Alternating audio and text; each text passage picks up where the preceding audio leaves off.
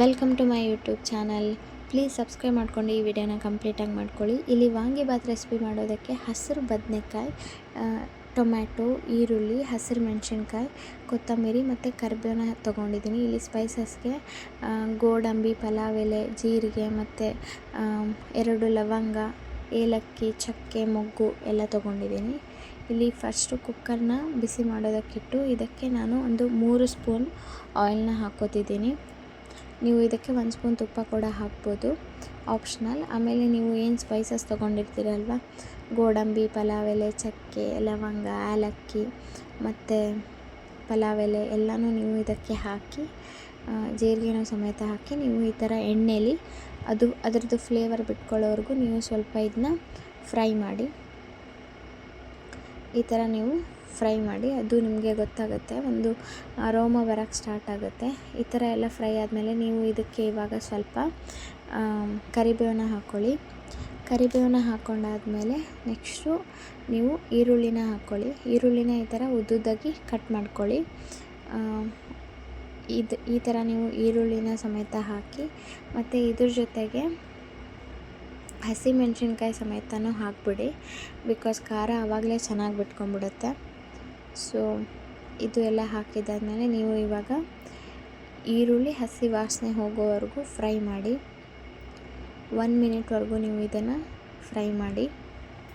Trust me, vangibath recipe ಅಂದು ಸಖತ್ತಾಗಿರುತ್ತೆ. ನೀವು morning ಟಿಫನ್ಗೆ ಒಂದು 5 ಮಿನಿಟ್ಸ್ ಅಥವಾ 10 ಮಿನಿಟ್ಸಲ್ಲಿ ಎಲ್ಲ ಹೆಚ್ಚಿಟ್ಕೊಂಡಿದ್ರೆ ರೆಡಿ ಮಾಡ್ಕೊಂಬಿಡ್ಬೋದು. ಸೊ ಈಸಿ ಅಂದರೆ ಈಸಿ ರೆಸಿಪಿ. ಸೊ ಈ ಥರ ನೀವು ಈರುಳ್ಳಿನ ಹಾಕಿ ಚೆನ್ನಾಗಿ ಫ್ರೈ ಮಾಡ್ಕೊಂಡಾದ್ಮೇಲೆ ಅದು ಹಸಿ ವಾಸನೆ ಹೋಗಿದೆ ಅಂತ ನಿಮ್ಗೆ ಗೊತ್ತಾದಮೇಲೆ ನೀವು ಟೊಮ್ಯಾಟೊ ಏನು ಹೆಚ್ಚಿಟ್ಕೊಂಡಿರ್ತೀರಲ್ವ, ಟೊಮ್ಯಾಟೊನ ಹಾಕಿ ನೀವು ಈ ಥರ ಚೆನ್ನಾಗಿ ಫ್ರೈ ಮಾಡಿ. ಅದೇ ಆ್ಯಸ್ ಯೂಸಲ್ ಟೊಮ್ಯಾಟೊ ಬೇಯುವಾಗ ಸ್ವಲ್ಪ ಉಪ್ಪನ್ನ ಹಾಕ್ಕೊಂಡಿರಿ. ನೆಕ್ಸ್ಟು ಇಲ್ಲಿ ಹಸಿರು ಬದನೆಕಾಯಿನ ಹಾಕಿ, ಇದು ಹೆಚ್ಚಿಟ್ಕೊಂಡಾದ್ಮೇಲೆ ಕರ್ರಗಾಗ್ಬಿಡುತ್ತೆ. ಸೊ ನೀವು ಇದನ್ನು ಆದಮೇಲೆ ಜಾಸ್ತಿ ಫ್ರೈ ಮಾಡೋದಕ್ಕೆ ಹೋಗಬೇಡಿ, ಬಿಕಾಸ್ ಇದು ಬೇಗನೆ ಸಾಫ್ಟ್ ಆಗಿಬಿಡುತ್ತೆ.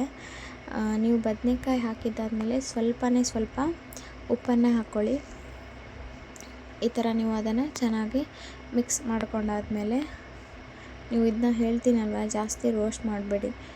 ಆವಾಗ ಇಲ್ಲಿ ವಾಂಗಿಬಾತ್ ಪೌಡರ್ನ ನಾನು ಹಾಕ್ತಿದ್ದೀನಿ. ಇದು ರೆಡಿಮೇಡ್ ಸಿಗುತ್ತೆ, ಸುಮ್ಮನೆ ಅದು ಪೌಡ್ರಿಗೆ ಅದೇನೂ ಅವಶ್ಯಕತೆ ಇಲ್ಲ. ಸೊ ನಾನು ರೆಡಿಮೇಡ್ನೇ ಯೂಸ್ ಮಾಡ್ತಿದ್ದೀನಿ. ನಾನು 1 ಪ್ಯಾಕೆಟ್ ಫುಲ್ ಹಾಕಿದ್ದೀನಿ. ವಾಂಗಿಬಾತ್ ಪೌಡ್ರ್ ಮಸಾಲ ಹಾಕಿದಾದಮೇಲೆ ನಿಮಗೆ ಖಾರ ಪುಡಿ ಎಷ್ಟು ಬೇಕೋ ಅಲ್ವಾ, ನೀವು ಅಷ್ಟನ್ನು ಹಾಕ್ಕೊಳ್ಳಿ. ನಾನಿಲ್ಲಿ 2.5 ಸ್ಪೂನಷ್ಟು ಖಾರ ಪೌಡ್ರ್ ಹಾಕ್ಕೊಂಡಿದ್ದೀನಿ, ಬಿಕಾಸ್ ನಮ್ಮ ಮನೇಲಿರೋ ಖಾರ ತುಂಬಾ ಖಾರ ಇದೆ. ಸೊ ನಾನು 2.5 ಸ್ಪೂನ್ ಹಾಕ್ಕೊಂಡಿದ್ದೀನಿ. ನೆಕ್ಸ್ಟು ಇಲ್ಲಿ ಅಕ್ಕಿ ತೊಳೆದು ನೆನೆ ಹಾಕಿದ್ದೆ. ನಾನಿಲ್ಲಿ 2 ಕಪ್ಪಷ್ಟು ಅಕ್ಕಿ ತೊಗೊಂಡಿದ್ದೀನಿ, 2ರಿಂದ 2.5 ಕಪ್ ಆಗುವಷ್ಟು. ಸೊ 1 ಕಪ್ಪಿಗೆ 2 ಲೋಟ ನೀರಿನ ಅಳತೆಯಲ್ಲಿ ನೀವು ಹಾಕ್ಕೊಳ್ಳಿ. ಇಲ್ಲಿ ನಾನು ಅಕ್ಕಿನ ಚೆನ್ನಾಗಿ ತೊಳೆದಿಟ್ಕೊಂಡಿದ್ದೆ. ಎಲ್ಲ ಅಕ್ಕಿನೂ ನಾನು ಈ ಮಸಾಲೆಗೆ ಹಾಕ್ಕೊಂಡು ಇದನ್ನು ಒಂದ್ಸಲ ಚೆನ್ನಾಗಿ ಮಿಕ್ಸ್ ಮಾಡಿ. ಈ ಥರ ನೀವು ಚೆನ್ನಾಗಿ ಮಿಕ್ಸ್ ಮಾಡಿ ಒಂದು 2 ಮಿನಿಟ್ಸ್ ನೀವು ಹುರಿಯೋದ್ರಿಂದ ಅನ್ನ ಉದ್ರಾಗಿ ಬರುತ್ತೆ. ಈ ಥರ ಹುರ್ಕೊಂಡಾದ್ಮೇಲೆ ನೋಡಿ, ನಾನು ಹೇಳಿದ್ನಲ್ವ, 1 ಕಪ್ ಅಕ್ಕಿಗೆ ನೀವು 2 ಕಪ್ಪಷ್ಟು ನೀರನ್ನ ಹಾಕ್ಕೊಳ್ಳಿ. ಸೊ ನಾನಿಲ್ಲಿ ಅಳತೆ ಮಾಡಿಟ್ಕೊಂಡು ನೀರು ಹಾಕ್ಕೊತಾ ಇದ್ದೀನಿ.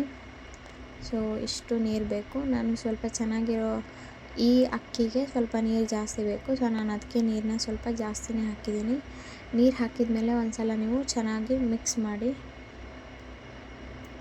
ಮಾಡಿದ್ದಾದಮೇಲೆ ನೀವು ಜಾಸ್ತಿ ಉಪ್ಪೆಲ್ಲೇ ಹಾಕಿಲ್ಲ ಅಲ್ವಾ, ಸೊ ಇವಾಗ ನೀವು ಅದಕ್ಕೆ ಉಪ್ಪನ್ನ ಹಾಕ್ಕೊಳ್ಳಿ. ನಾನಿಲ್ಲಿ ಸುಮಾರು 2.5 ಸ್ಪೂನಷ್ಟು ಉಪ್ಪನ್ನ ಹಾಕ್ತಾಯಿದ್ದೀನಿ.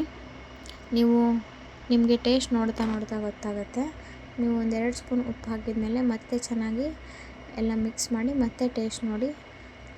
ನಿಮಗೆ ಉಪ್ಪು ಕಡಿಮೆ ಅನಿಸಿದ್ರೆ ಉಪ್ಪು ಹಾಕ್ಕೋಬೋದು. ನೆಕ್ಸ್ಟು ನಾನಿಲ್ಲಿ ಒಂದು ಲೆಮನ್ನ ಸ್ಕ್ವೀಸ್ ಮಾಡಿ ಲೆಮನ್ನ ಹಾಕ್ತಾಯಿದ್ದೀನಿ. ಲೆಮನ್ ಹಾಕಿದ್ಮೇಲೆ ನೀವು ಚೆನ್ನಾಗಿ ಮಿಕ್ಸ್ ಮಾಡಿ.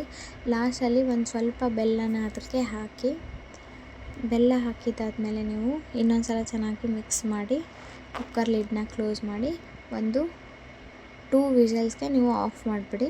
ನಂದು 2 ವಿಷಲ್ಸ್ ಆದಮೇಲೆ ನಾನಿಲ್ಲಿ ಓಪನ್ ಮಾಡ್ತಿದ್ದೀನಿ. ಸೊ ನೋಡ್ಬೋದಲ್ಲ, ಎಷ್ಟು ಸಖತ್ತಾಗಿ ಬಂದಿತ್ತು ಅಂತ ಹೇಳಿದರೆ ನಿಜವಾಗ್ಲೂ ಸೂಪರಾಗಿ ಬಂದಿತ್ತು. ದಯವಿಟ್ಟು ನೀವು ಒಂದ್ಸಲ ಮನೆಯಲ್ಲಿ ಈ ರೆಸಿಪಿನ ಟ್ರೈ ಮಾಡಿ. ಮೈಲ್ಡ್ ಫ್ಲೇವರು, ಜಾಸ್ತಿ ಮಸಾಲೆ ಇರೋದಿಲ್ಲ, ತಿನ್ನೋದಕ್ಕಂತೂ ಸೂಪರಾಗಿರುತ್ತೆ. ನೋಡಿ ಅನ್ನ ಎಷ್ಟು ಉದ್ರಾಗಿ ಬಂದಿದೆ ಅಂತ. ದಯವಿಟ್ಟು ನೀವು ಈ ರೆಸಿಪಿನ ಮನೆಯಲ್ಲಿ ಟ್ರೈ ಮಾಡಿ. ಮತ್ತು ಇದು ಟಿಫನ್ ಬಾಕ್ಸ್ ಸೀರೀಸ್ಗಂತೂ ಒಳ್ಳೆ ರೆಸಿಪಿ. ಆ್ಯಂಡ್ ಈ ಥರ ನೀವು ಎಲ್ಲನೂ ಚೆನ್ನಾಗಿ ಮಿಕ್ಸ್ ಮಾಡಿ ಪ್ಲೇಟ್ಗೆ ಸರ್ವ್ ಮಾಡಿಕೊಂಡ್ರೆ ನಿಮ್ಮದು ವಾಂಗಿಬಾತ್ ರೆಸಿಪಿ ರೆಡಿ. ಇದೇ ಥರ ಈಸಿ ರೆಸಿಪೀಸ್ ಬೇಕಂದರೆ ಪ್ಲೀಸ್ ನನ್ನ ಚಾನಲ್ನ ಸಬ್ಸ್ಕ್ರೈಬ್ ಮಾಡ್ಕೊಳ್ಳಿ.